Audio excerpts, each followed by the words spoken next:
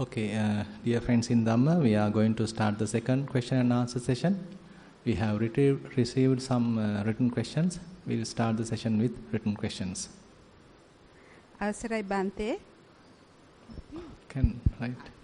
I think it's good. Hope everyone can hear the question. We have five reports today. Okay. Report number 1. Okay, fine. Getting better. Venerable Bante. Right. Last 2 weeks, I was not able to concentrate on meditation due to my mother's illness. Now, when I am trying to concentrate, it is very difficult in both sitting and walking meditation. Is this a normal situation? Since I have not done any meditation during last couple of weeks, expect your kind advice. So it depends on how much you have, faced all these. So one aspect or one strong benefit that typically we say about mindfulness practice is the resilience, where we go through this kind of situation, kind of a problem, kind of a tragedy, this kind of situation where you can't get much involved with your practice, but once you are fairly strong in your practice, you can quickly recover. You can retain your mindfulness, you can retain your calmness, tranquility. You can quickly recover. So this quick recoverability, what we call as resilience, is one important benefit of mindfulness practice, particularly in Vipassana. So you may go through a lot of hardships, you may go through a lot of troubles, because that is life. We can't avoid that. And whenever we are going through such kind of a situation, still we can quickly recover. And I know there are many people who has gone through sometimes terminal cancer, maybe kind of a difficult situation because of a family matter, maybe sickness, maybe kind of a argument coming from another side. So all these things are, ups and downs in our life. But if you are continuing your practice for a long time and you are doing it properly, so your practice really help you to maintain the stability of the mind. You can retain it. So therefore, if you are still struggling to come back, so anyway, continue the practice. Only solution is continuing your practice. Nothing to worry. That is the way. I'll just recall one of my experiences. So as a young monk, so when I was practicing at Nissarana, so basically, so there were kind of a silent retreat, ongoing silent retreat, and we were not participating to the other activities. We are fully dedicated for meditation, and we only come for Uposatha to the main monastery. You know the Uposatha, every 2 weeks time, every 4 days. And then I returned, lost everything. So whatever things we build up so hard during those 2 weeks, everything collapsed. So again and again have to struggle for several days to recover. So that is, I can remember how difficult it was. So at that time mainly I was practicing samatha meditation. So very, very difficult. So all things what we did, what we talked, and how mind get distracted. These activities are, they are not that strong activities. They are not really kind of family gathering or something like that. But still, huge distraction for me at that time. So, same thing is there for everyone who is the beginner. So, because these qualities what we are developing is very hard to retain. They quickly disappear. They quickly fade off. And again we go down and drop into the bottom. And again we need to build up. Again lose. Again build up. Something like that. So that's the grease tree like thing. So, but anyway, slowly it is retaining. Slowly it starts retaining. So even though later, even though you go through a lot of hardship, you can bear it. You are not taking things so strongly, seriously, you are not grasping. So likewise, certain different kinds of qualities going to develop in your mind. Even though you are participating to certain things, you still retain your whatever the developed qualities. So it's very difficult to explain how it is happening in a way, but it is happening. So, on the other hand, we can say, at the beginning, we strongly grasp, we strongly get involved. Our mind don't know the limit. It don't know how to maintain a balance. So it loses everything. But later, even though participation is there, mind know its limit, mind doesn't go and involve and get really grasped, suffer, and that part is missing, but participation to some extent is there. Now I am here, so participating to another activity. So, but somehow managing, surviving. so that is the benefit of the practice. So it's a matter of continuing. Don't worry. At the beginning that you are losing what you have practiced because of you had kind of a family matter. So don't worry. That is the way it is. So you have to go through these things. So these challenges are the ones telling you where you are, to what extent your practice has really deepened, to what extent you are really living with it. And ultimately the practice is life, basically. It is not apart from the life, so the practice is quite joined, coupled with the life, then it's no difference. Therefore, continue your practice. Later you can recover, you can go through all these difficulties, still maintaining the clarity of the mind. Don't expect a very, very deep concentration. Deep concentration is not the goal. Probably you may be asking that. So you have lost the deep concentration. It is not the goal. Later, as you are continuing your practice, it is very much the clarity of the mind, where collectedness of the mind. You can see what's really going on. Each and every thought, each and every feeling, everything is possible to be aware. Without your notice, nothing happens. So you are fully living in the present, and it is not an effortful kind of a presence. Previously, so we are effortfully holding something, what is happening in the present moment. Otherwise, mind get distracted to the past and future. So that is how we start. Later, so mind retains or remains in the present, effortless. You don't need to do anything to maintain the mind in the present moment. So the mind's natural behavior is the present moment in a way. But at the beginning it appears like kind of a completely impossible thing. But later, mindfulness becomes kind of an endowment to the mind. So we are being driven by defilements, that is why we lose that presence. But later, when some amount of defilements are subsided, so you recognize, okay, I am in the present moment, I don't need to do anything. You are there. So like that. Yeah. Report number 2. Dear Bhante, this is not a question on Dhamma, but a personal question. I managed to get over a deep depressive episode with the help of the Dhamma. I am sure that Satya helped me. My depression was replaced by happiness when I practiced the Sati and Samadhi, and I have been happy and contented ever since.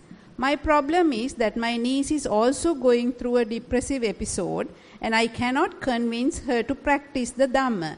She is 25 years old. How can we convince a young person to follow the Dhamma path? Theruvan Saranai. Yeah, I think this is where, as Bhante Dhammajiva repeatedly mentioned, prevention is better than cure. So mindfulness practice has to be a preventative measure than a curative based off or therapy based off method. You can use for therapy as well, but it has to be more onto the prevention side. So before anything happened, before any problem happened, so you better practice. So while you are doing well, so the problem is when we are doing well, so we ignore these things, that's the problem. Then when things go wrong, only we understand, okay, what am I going to do? Is it okay to practice this, that? So then only we are trying to find solution. I mean, fine, doesn't matter. But the safe method is to develop these qualities beforehand. So then, when we are going through that kind of an issue, problem, then you can maintain yourself. So as we already discussed, you have that gut, you have that ability. You can cope with any situation. And very difficult, I mean, when you are old, I mean, when a young person is already in a kind of a depressive rumination, again and again thinking of the same destructive kind of a thought pattern, very, very difficult to come out of that.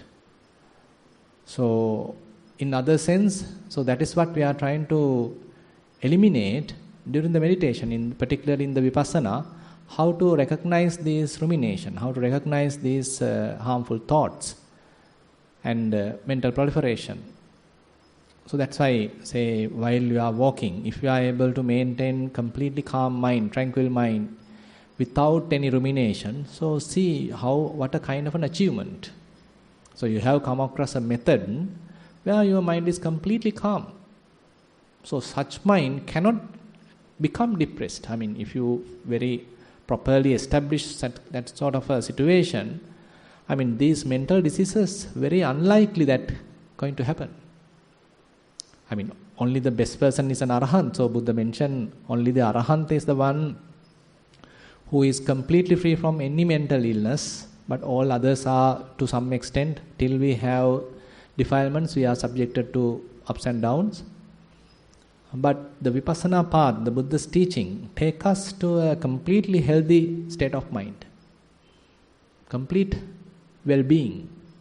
So when we are, say, attached to something, when we are going through some, say, grasping, so that creates kind of a tension, inner distress.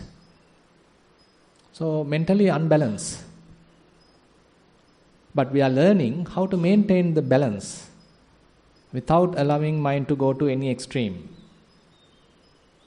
and having the clarity. Because life is pretty challenging. You have to have these qualities, otherwise we are in trouble.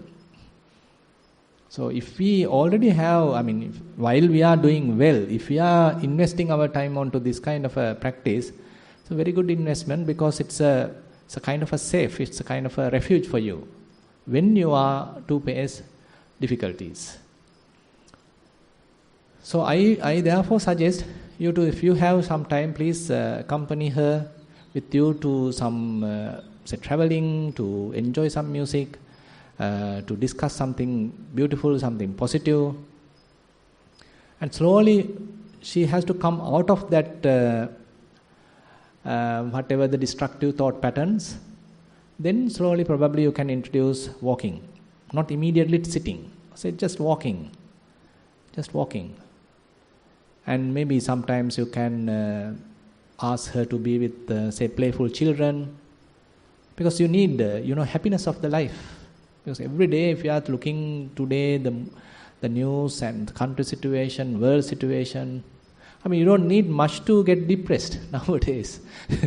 If you are continuously watching news every day, that is enough for you to get depressed. So that's why I recommended last time. So remember to watch a comedy series, maybe a comedy film, a cartoon maybe, like Woody Woodpecker. I don't know what are the things available right now. Maybe Scooby-Doo. These are very fun. I mean, we need that, because otherwise we are continuously thinking what's going to happen, what's next happen, thinking, because ultimately, I mean, our thinking didn't help anyone. We ourselves get depressed, and then others will be in trouble. And all the money has to be given to the therapist. And another thing is that you can involve with some sports. So that's another thing. Say walking, I mean jogging, playing something. Many things are there, and even yoga practice. Those are pretty good, because so all the trapped energies, trapped tensions have to be released. And if she needs any kind of free association, talking to you, you have to invest some time. You have to be very compassionate, because sometimes people have no person to tell their issues. So everyone is busy. Say parents are busy, other members of the life is busy, a person is going through something bad, no one to tell. And she alone thinking and ultimately get depressed. Nowadays, we are going in, I don't know, we are as individuals, as human beings, if we don't have some time for each other, what's the purpose? Isn't it? So if parents don't have time for their children, then what's the purpose? So therefore, these are little things actually we can think. Those are not very huge things, but these little things really matter. How a sensitive person may go through a difficult situation. Because a sensitive person always thinking the fault is mine, and I am going through, everything happened to me, so I-centered thinking. So I come to the picture, now I am suffering, no one is helping me. Ultimately, a huge kind of depression. But at that time, if she can understand, okay, there is another person whom I can trust, I can tell anything, I can reveal all my problems, then that she's there for me. So that kind of inner feeling, very positive. So rather than immediately trying her to bring to meditation, I think these little things are helpful. Report number 3, Theruvan Saranai Bhante. I started my Anapana meditation after body scanning and identifying the feelings of all the sensations. Few times later, I started to visualize some ongoing colors, especially light purple and pink colors, surrounded with some images. But I continuously did the same meditation with memorizing the Bojjhanga Dhamma. Please, Bhante, advise me for further improvement. Theruvan Saranai. Yeah, just continue the practice. There are indications of the development of concentration. And you don't need to think about these different colors. So there are indications of gradual development of concentration. And don't purposely look at these signs for the time being. You can simply be aware of breath. So because as you are continuing the practice, this is a kind of a side effect, or rather side effect, kind of a result, an additional result getting developed. And these are, in a way, we can say some good signs. Just continue. So no need to look at these signs, colors. You don't need to give much value to that. You can simply continue the practice. Report number 4. This has 2 parts, walking and sitting. I will read sitting first. Theruvan Saranai, Venerable Bhante. In sitting meditation, when I bring my attention to the sensations of the breath or any other object, it was overseen by another mind which constantly comments about it or analyzes it, which I find very annoying. Again, the mind that focuses on the main object and the mind that gives that constant communication about it is also seen by another mind. Venerable Bhante, could you please explain this? So the problem was one mind, another mind, this mind, that mind. Yeah, even Visuddhimagga is telling you can go to many steps. So even in deep Vipassana, it is called Pata Vipassana, where there is something, say this is the object, and there is a seeing mind. That seeing mind you can see with another mind. That mind can be seen by another mind. You can go to a series. So you can be happy that you are coming to that level. But anyway, so knowing too much is the problem. So sometimes we have a lot of book knowledge, and when we experience a little thing, so that book knowledge come to the front and telling so much of things. Okay, this is that particular element that has this, that had that book has this, that monk has said that. Many things start talking. So that's why typically we say, so you have to be just a beginner when you are continuing a practice. So have the beginner's mind. You know nothing. So experience is the priority, not the not the analysis, not the mapping it to the book. While you are meditating, you don't need to think about what's really going on in that sense. Rather, you give priority to the experience and let the experience guide you. It doesn't mean that you are blindly following. Time to time you can step back and reflect. But here, important thing is, we should not encourage that thinking. Say you have experienced something through your direct experience. You have experienced something, so that experience, when the mind is trying to give a comment, so you have to be little strong to yourself. You have to neglect that. You have to be strong. Rather than encouraging, you need to neglect. You have to sternly say, no, I'm not interested. Something like that. I'm not interested about this thing, you better shut up. And don't encourage that thinking. Rather, understand the possibility, the best possibility of arising insights is the calm mind, relaxed mind, absence of inner chatter. You being simply a bare witnesser, simply witnessing the process. You are not participating. You are not grabbing your book knowledge and include into the picture. Rather, be a very detached observer. You don't know what's going to happen. Assume like that. You don't know what's going to happen. There are no preconceived ideas. So simply you are a little curious about what's going to happen.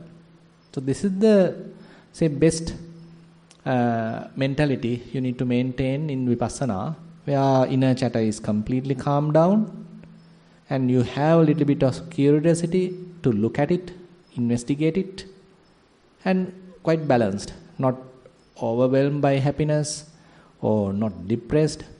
You are maintaining kind of equanimous, little happiness maybe, to observe what's really going on. And whatever happens, you accept. You don't have any preferences. And you are ready to accept. And suppose something happened. Okay, you don't need to comment about it. So see, what's really going on. And because there's a next moment. So the next moment. So likewise, each and every moment being continuously happening. So if you simply start commenting on this moment, what has happened right now, then you will spend more time on that, you will lose the next moment. So while you are commenting, so many series of other events have happened without your notice. So you have lost that. So that's why just having a very calm, relaxed observation, that's it. So this mere observation gives a lot of inner wisdom. It is not that you thinking and develop wisdom. That is the typical education, no? Present day education. Say you have something written, someone else has done something and you are looking at it, memorizing it, you are thinking about it. Maybe at the exam you are again recalling it and writing it, you get marks. So it is not the Vipassana. Here you are going through your own inner kind of a journey. You haven't experienced anything. Everything happening is a new thing. It's no one's experience. You can't copy. So if you are going to copy, you are going to fail. So just simply allow it to happen. It's your own experience. Have your own experience. And let it happen the way it happens. So you simply courageously look at it. What's really going on? So this curiosity, this observation, deep, relaxed observation is enough. You don't need to have thoughts. So if you are continuing this observation, silent observation for a long time, so what are you observing? So you are observing the nature of the phenomena, the true behavior of the phenomena. You are not the one changing it. You are not it is not your duty for the phenomena to change. So if it has its inner nature, inherent quality to behave in a certain manner, And you are observing that. You are not putting your script, your menu into that. Rather, you have to be a very impartial observer. And then, through the observation, you get an inner understanding. It's a direct understanding. Not from the book, but from direct experience. So that is what really matters. It doesn't mean, the book knowledge is not important, and Chintamaya Panya, the reflective knowledge, is not important. They are important, but during the meditation, you need to keep them aside. Yeah. Part 2. In walking meditation, after walking for some time, focusing on the sensations of feet, I went to a blank space and got stuck at the same place. I couldn't walk anymore. Please advise Bhante. Sure. May I know who has written it? You want? Yeah. You can simply sit at that time, because walking also helps you to go into that state. Because I think you are following me, right? So basically, while walking, you are experiencing certain things, they all disappear, and now even no thoughts. Are you agree? So even no thoughts, no sense. Sensations are there, but mind is not interested, and you are in a kind of a blank state. So just maybe you can simply stand, not doing anything, and if it is a chair or something available, you can simply sit and allow the mind to experience that. Because at this moment, walking is not that helpful, because you can't still handle, while walking, keep the mind blank, little difficult at the beginning. So you need to give some support from your side. So allow the mind to just rest. Don't give any activity to the mind. Don't give any task, assign any task to the mind. So allow it to rest. Simply take a rest. So body also now resting, maybe say sitting very comfortably and doing nothing, basically. So at this time you need to know how to do nothing. So just sit, just be. So just be is the most difficult thing. Not doing anything. So these all mental formations, all sankhara represent doing. And now you have to learn how to be. Not do, but be. So you have to shift from doing mode to being mode. So that's how sometimes people are telling it. So we are constantly in the doing mode. So all are doers. Big doers. That all presidents are great doers. Now we have to simply be. So we are, simply subjects, no? Simply be. Just be. Just enjoy what's really going on. Just, you need to encourage that. Otherwise you can't learn from this. Because it appear like not productive. There are, our inner attitude, our belief is, I want to do something. Only if I do something, I will be benefited. So if my mind not doing anything, if my body not doing anything, through speech I am not doing anything, then what's the purpose? That's the typical attitude, no? So here in Vipassana, if you are doing any bodily activities, if you are doing any verbal activities, if you are purposely doing any mental activities, that is against the growth at this level. So, if I tell you the Pali terms, Kaya Sankhara, Vachi Sankhara, Mano Sankhara. So all these different forms of Sankhara, formations, you have to reduce as much as possible. Minimizing bodily formations, minimizing verbal formations, minimizing mental formations. So this is the path. You have come to that path. So now mind is ready for that. There's a kind of an invitation coming from the mind for you to stop. So all the bodily formations you have to, as much as possible, minimize. verbal formations already minimized, and mental formations may automatically minimize. So that's why you simply have to relax and just be and allow the mind to enjoy that. And only thing is that you need to be a little careful whether it is going to a deep concentration. So this concentration has to be a little balanced. It is not the really deep, not depressed, maybe deep, absorbed kind of concentration we are talking. So then again it is more towards attachment, more towards grasping. So this is very relaxed, buoyant kind of experience. Mind is like floating, kind of buoyancy of the mind. It has to be very lighter. So mind is there, awareness is there, but you can't say where it is, where exactly it is, on which object. So if there is still object, then some you are into some attachment.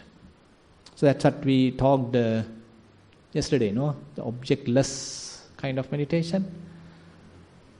So mind has the capacity. So mind has the capacity to be free. It doesn't need any object. So we are unnecessarily giving all these different objects. So now mind is ready to be free and just buoyant, float, unestablished. And still the awareness is available. You are simply living. You can enjoy that inner silence. So very beautiful, result of the Vipassana practice. So till you are sort of encouraging that, you feel it is not useful, you feel it is boredom, you feel it is not necessary. So likewise we constantly skip this state. So that's why we need to encourage this state. We need to dwell in that state. That's why again and again Buddha highlighted. When Venerable Ananda inquired, Bhante, how did you spend your time? Ananda, I was in the Sunyata Viharana. I was just dwelling in emptiness. So where is the emptiness? Where is it?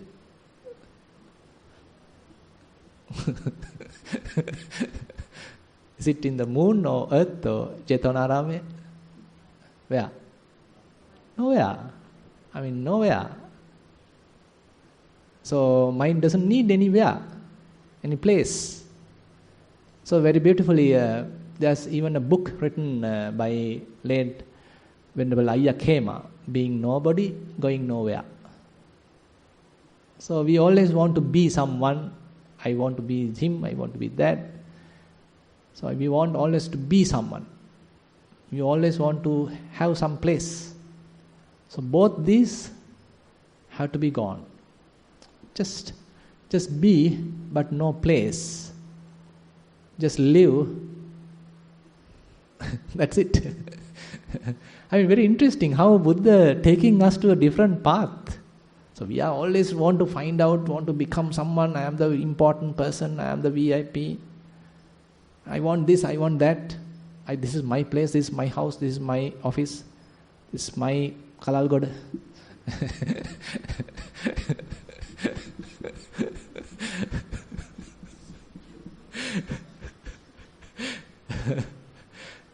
No, just let it go. Let it happen.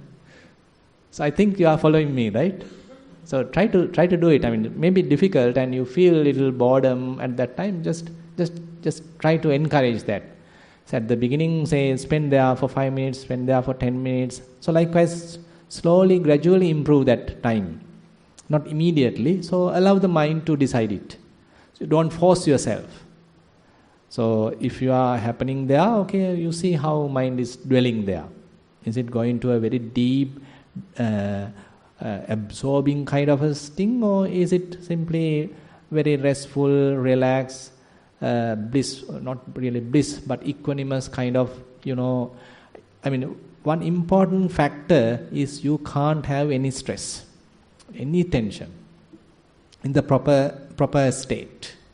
If there is any tension, any stress, then kind of an attachment is there. So that is the indicator for you to maintain the balance. It's very much like driving a vehicle.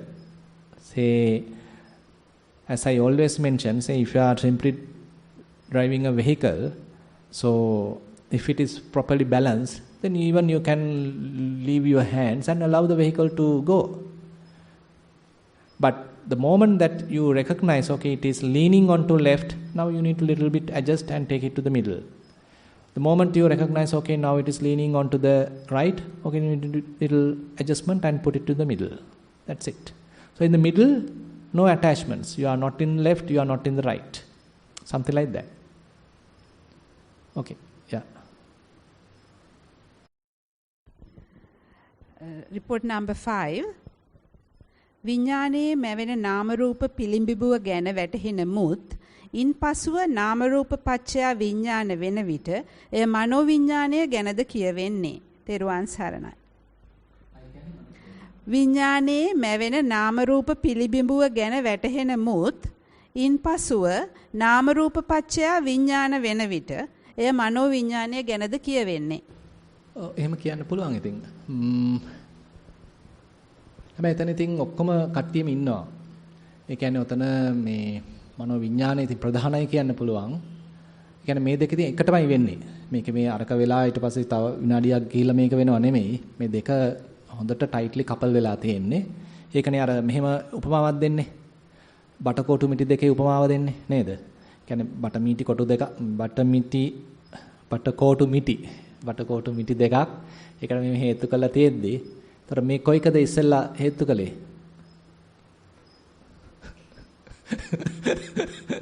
කොයි එකද? වම් පැත්තේකද දකුණු පැත්තේකද? දෙක එකට හේතු වෙන්න ඕනේ නේද? එතකොට තමයි හේතුණා කියන්නේ.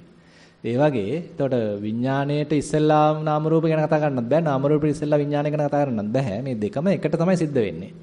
දෙකම interdependent. එතකොට විඥාන පත්‍ය නාම රූපං නාම රූපච්ඡ විඥානං. ඉතින් එතකොට නාම රූපයේ පාදක කරගෙන නැත්නම් ඔතන ඉතින් අර දෙන්න පුළුවන් ලස්සනම උපමාව තමයි අර සිනමා උපමාව. දැන් අපි මාක් හරි දෙයක් බලනකොට මේ චිත්‍රපට ශාලාවක අපි හිතමු අපි ඉන්නේ තනිකරම කළුවරේ. ඔක්කොම දොරවල් වහලා මොකක්වත්ම පේන්නේ නැහැ. තිරේවත් පේන්නේ නැහැ. ඊට පස්සේ තමයි ඔන්න ප්‍රොජෙක්ටර් එකකින් මොකක් හරි ආලෝක කදම්බයක් යම්සි ඉමේජ් එකක් ප්‍රතිබිම්බයක් අර තිරේට දාන්නේ.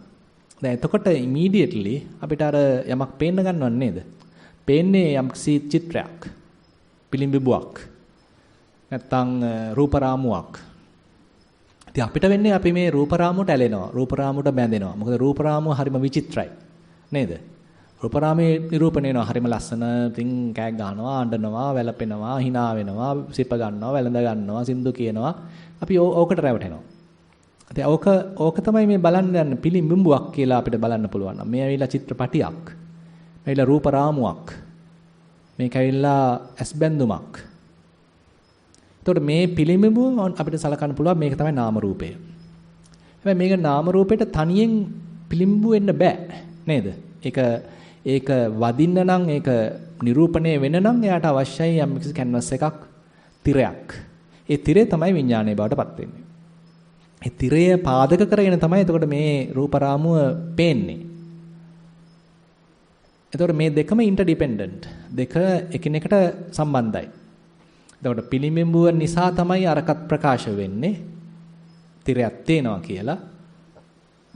තිරේ ප්‍රයෝජනයක් එළියට එන්නේ. යාගේ කාර්යය ඉෂ්ට වෙන්නේ. යාගේ නැත්තම් අපි කියමු යාගේ ඇක්ටිවිටි එක වෙන්නේ. ඒතර ඒක රිෆ්ලෙක්ට් කරන එක. ඒතර රිෆ්ලෙක්ට් කරන්න නම් ඔබ්ජෙක්ට් එකක් ඒ රිෆ්ලෙක්ෂන් එකක් එන්න ඕනේ යාට. පිළිඹුවක් තියෙන්න ඕනේ. ඊට පස්සේ පිළිඹුව පේන්න නම් අන්න තිරයක් තියෙනවා. මේ දෙක පුදුමා විදිහට කපල් වෙලා තියෙන්නේ. එකිනෙකට බැඳිලා තියෙන්නේ. ඒ වගේ තමයි අපේ විඥානයයි නාම රූපයයි කියන දෙක. එතකොට අපේ හිතේ ඇතුලේ මොකක්ම හරි චිත්ත රූපයක්, සිතුවිල්ලක්, ඒ හැම දෙයක්ම මොනවා හරි නිරූපණය වෙනවා කියන්නේ ඉතින් ඒක රෙකග්නයිස් කරන්න, ඒක තේරුම් ගන්න යම් විඥානයේ ස්වභාවයක් කොන්ෂස් කියලා කියන්නේ ඒකනේ. කොන්ෂස් වෙනවා කියන්නේ අපි දැනුවත් වීමක් අපි ගා සිද්ධ වෙනවා. එතකොට එහෙනම් මේ දෙකේ මේ එකට සිදුවීමක් සිද්ධ වෙනවා. හැබැයි එතකොට මෙහෙම ඇහුවොත් දැනුවත් වීමක් තියෙන බැරිද නාම රූපයකින් තොරව? එතන තමයි බුදුහාමුදුරුවෝ පෙන්වන පාර තියෙන්නේ. බුදුරජාණන් වහන්සේ කියනවා දැනුවත් වීමක් තියෙන්න පුළුවන්. ඒක නාම රූපයක් අත්‍යවශ්‍ය නැහැ. එතන තමයි අනිදස්සන විඥාණය, අපතිත්ත විඥාණය කියලා කියන්නේ. අපිට මනසේ ස්වභාවයක් තියෙනවා. කොහෙවත් පිහිටිය යුතුම නැහැ.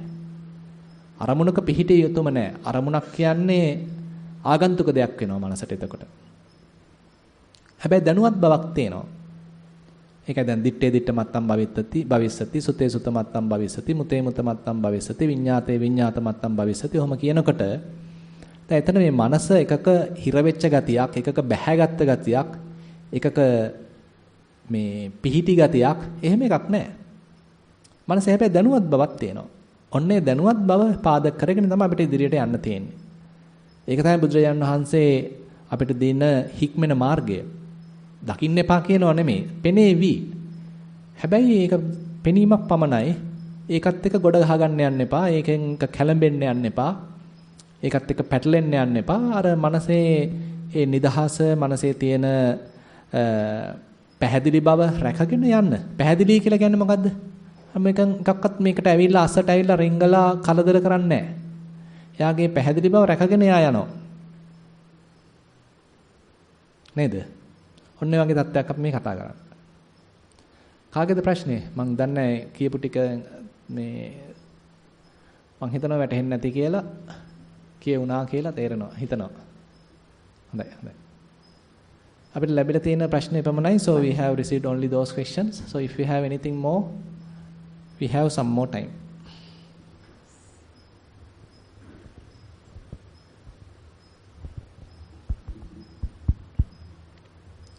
Regarding the second question with the depression, I thought why not join a retreat like this?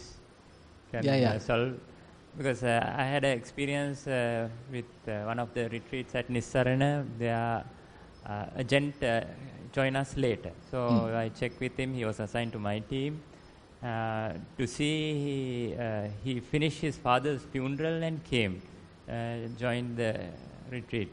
He wanted to learn. He has just to learn things. I think he shared that at the last day of the retreat with Lopahamdru also, because he moved out of that situation and come to a place where everybody is sharing. Exactly.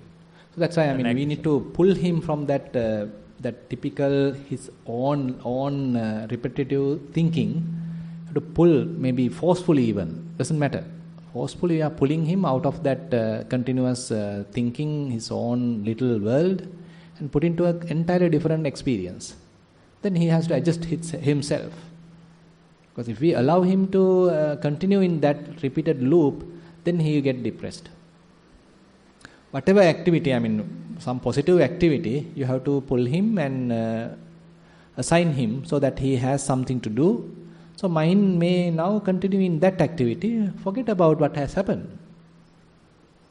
Now, our mind has a nature to repeat again and again what has happened. Now, when we are even forcefully cut that repeated pattern, then mind has the ability to escape from that repeated pattern. But sometimes we ourselves can't do it. We are being trapped in it. Then we need someone else's help. Someone else has to forcefully take him out, put him onto a different situation, different activity, in a way helping. That's why in typically mental diseases, they are completely helpless. So the others are the ones really have to understand whether the person is going through a mental issue and has to help. That person is completely helpless because they think that they are doing the correct thing. The mind doesn't have the capacity to understand what's really going on. The others are the people who really see there is something wrong and we need to intervene. We need to intervene. If we simply neglect, it's pretty wrong, because then the other person may continue in that kind of a depressed or whatever the mental disease, because he alone can't come out of that, completely helpless. Now if you consider the typical physical illness, different. say you broke your hand, say you got fever, you got headache. You know, I am going through headache, I cut my hand, I need to go to the doctor. So you yourself can initiate that. But in the mental disease, very unlikely. Completely helpless. You need someone else's attention, someone else has to come and help. Yeah.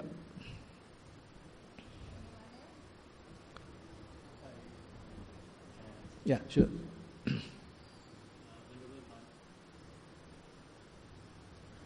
Venerable Bhante, this is a very general question. Just for my personal, I live in an apartment.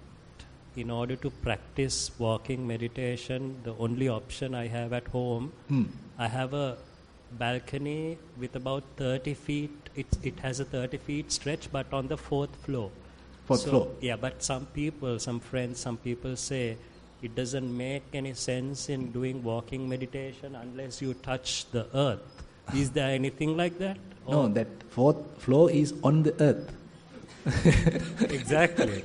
So that's the thing. So I thought, no, what they meant was you need to be on ground level, on earth. So doesn't make any sense. Doesn't matter just to practice. Still you feel, no? Yes. What matters is your sensation. Yes. So you have some sense, you have some sensations, you have some contact happening, either you walk in the moon. Right. So that sensation is what matters. It doesn't need, it is good if you are simply going through the on the bare ground. So some additional benefits may be there, like you are releasing all your static energy, static electricity, and you are grounding, earthing yourself. So those are additional benefits. But for this purpose, doesn't matter. You definitely should can. be able Definitely to achieve can. some result just like you do a normal. Sure, definitely you can. Okay. Yeah. Okay. Because then how? There are many people. Yeah, we are on the 4th floor. Okay. Yeah, walking paths are generated on the 4th floor. Okay. But 4th floor is on the ground. Yeah, exactly. Connected to the ground. Just wanted to clarify that because I thought maybe it's not. What I'm doing is not to earth. I thought. No, not at all. Definitely it's. No problem. What matters is your foot is touching something, and you feel it. You have some sensation there, and to that you are paying your attention. So that is how the technical thing, what is involved. Doesn't matter it is directly connected to the earth or it doesn't need. Yeah. Sorry if it's a lame question. I'm quite new to meditation. No That's problem. why I asked. These are very interesting questions. Nothing to worry. Thank you, Bhante. Yeah. Thank you. By the way, some benefits are there, of course. If you are using the bare ground, so some scientific findings are there. Say if you are simply walking barefoot on the bare ground, so there are benefits. So that's why people are with barefoot, they are going on the beach and all these things. So they are getting more earthed. So because we need to be connected to the Mother Earth, to the nature, so that there are a lot of benefits in that. But here, definitely you can get the benefit even you are walking on any floor. Yeah. Okay, if there are no more questions, then you have anything? No, nothing, everything fine?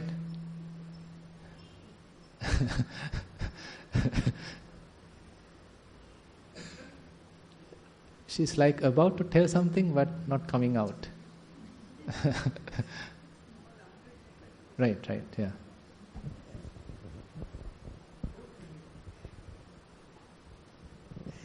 Avasara Bhante. Yeah. This is a small unrelated question actually. Regarding first question. And my mom is with me now. And I don't know whether she's having dementia. But at times, every time she's complaining. Yeah. And so being a practitioner, I understand her, but sometimes I really get angry. But I read my mind. I always look at my mind, but sometimes I react. But then later on I feel sorry. She cries sometimes. So when she cries, I go and pacify her. But still, I really don't know how to make her understand. She doesn't. Can't. No. Because she's in that level, no? I mean, she's in dementia or this kind of age. I mean, very difficult to convince, very difficult to make her understand. So that is gone. So we are the ones who have to face it. You can't change her side. Very unlikely. That age is gone now. But mostly at home also I try to look at myself, be observative. But sometimes I really get angry. True. I mean, we need to admit that. I mean, you have to be honest. Yes, I'm not perfect. I mean, sometimes get angry. So it doesn't matter. But your motivation is not that, no. So your motivation is to help her, to be kind to her. But still, you are not a perfect person. So sometimes you loses your temper and things going wrong. For even myself has happened that. So I was actually, as a layman, before becoming a monk, I had to look after my mother. And she was, by the way, a very kind woman. And she was actually suffering through Parkinson's disease. So at that time, and there was one woman to look after her, because I am also coming to work. And after going back home, I am sometimes feeding her, looking after her, washing her, all these things. And doing all this, but sometimes get angry. Of course, same here. And after coming here, Bhante, like on sitting meditation, I experience immense pain. All over, pain? Yeah. All over pain of what? Pain of my joints, my body. I just earlier. So I are used you to sit going through some sleepless nights? That kind of things. I have to. Yeah, sometimes. And earlier at Nissarana, actually, I can sit for 1 hour, but now can't. It's impossible. Doesn't matter. Doesn't matter. Now this is the time for you to invest some time for her. Okay. So don't think that you are wasting your time. Don't think that she's a burden. Rather, you have your, in a way, how consciously you can do it, how patiently you can do it, and say how mindfully you can do it, and while you are watching yourself. So I'll relate to you an interesting example from Buddha's teaching.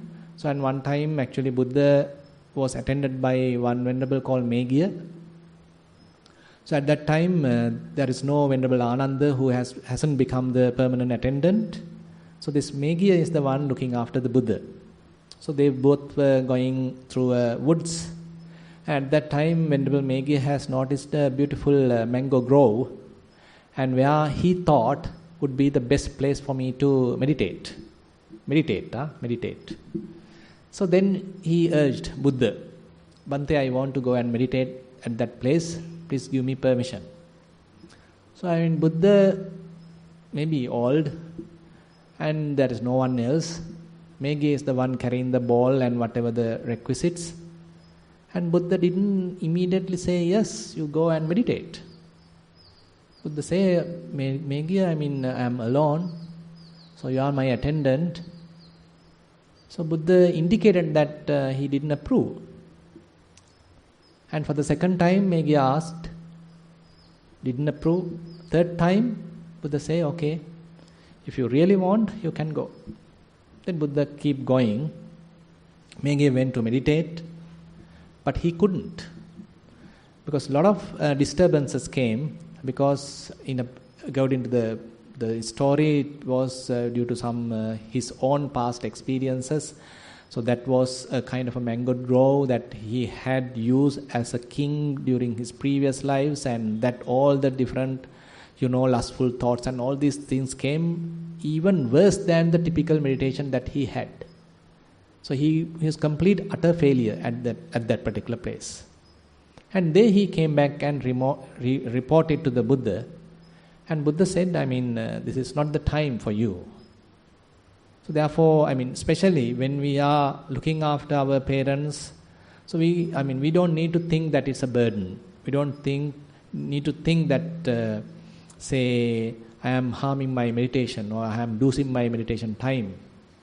Rather, we need to learn how maintain our temper. I mean, these are very challenging situations because you alone have to bear everything. So she can't understand, and she doesn't have the capacity. And sometimes other people are also troubling. Many other situations are also coming in favor of you. Very, very hard.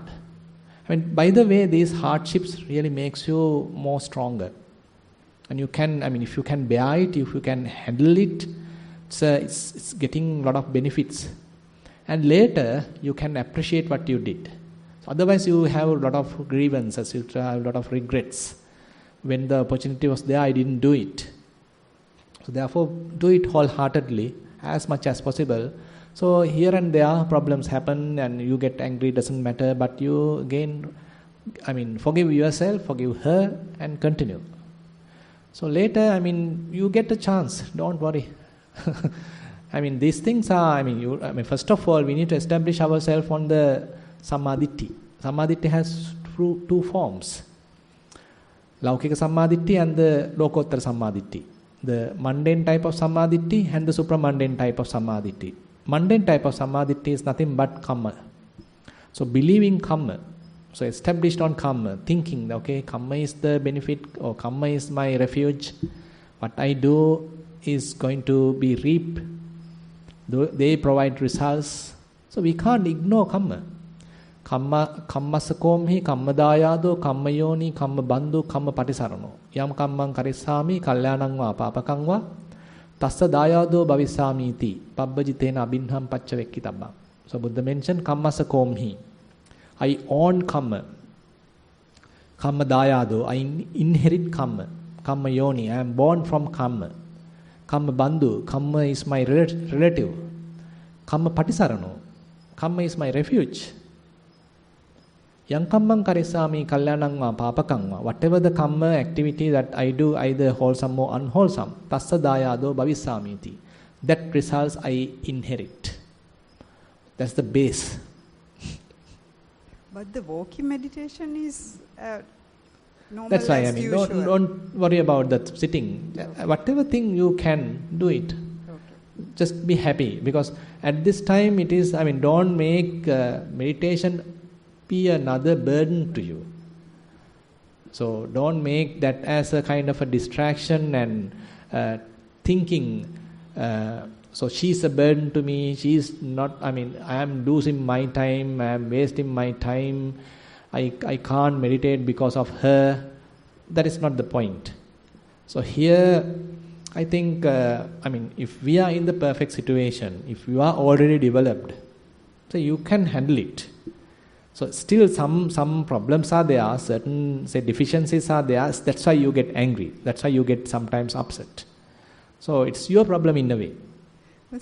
But slowly you are maturing, slowly you are going through these things, you are trying your best. So that's why you are here again to, catch it up, again to charge the batteries. So likewise, so more and more you being confident, you can handle it. That's why, I mean, later you can handle it. Whatever things. I mean, in a way, things are pretty challenging. I mean, we can't expect every time things are favorable, everyone may praise, everyone may agree. So situations are there pretty challenging, and how we can cope with it.